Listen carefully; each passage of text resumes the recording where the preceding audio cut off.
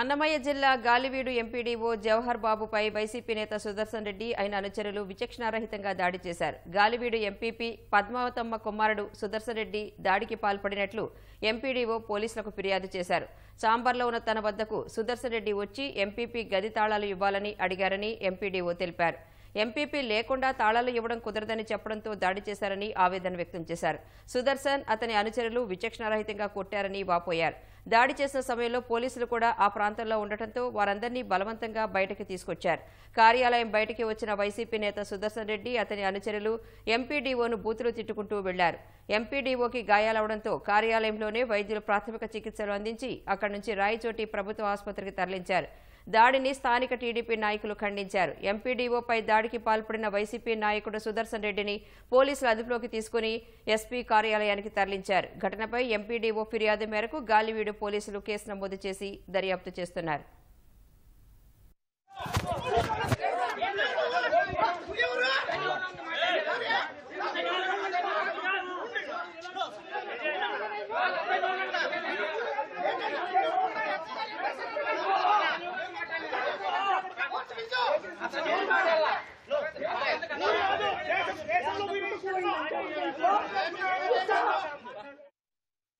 ఈరోజు మధ్యాహ్నం 1:10 ఆ టైంలో ఆఫీస్లో నేను ఒక్కటే ఉండేది.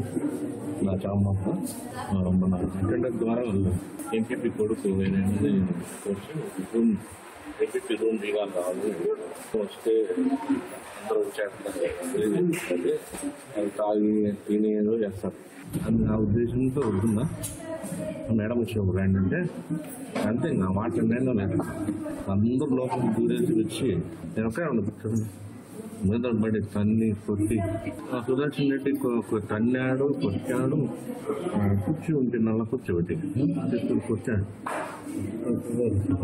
చేయవస్తున్నా ఇది ఇచ్చింది అది కూడా జేబులో పిఎం కోసం పెరిగిన వ్యక్తి లేదు నా దగ్గర ఎందుకు పెట్టుకుంటే అటెండర్ దగ్గర ఉంటుంది బీగాలు మళ్ళీ అటెండర్ దగ్గర బీగాలు తీసుకొని పోయి ఆ రూమ్లో దౌర్జన్యం కూర్చొని ఒక అరగంట సేపు ఎవడొచ్చి నేను ఎవడు అంటే పోయే ముందు ఏమన్నా ఆడ కొట్టిపోతూ నిన్ను చంపేస్తాము అని చెప్పి నన్ను అటెండర్ అట్లా మాట్లాడుతూ తీసి చెడ్డ మాటలు మాట్లాడాడు.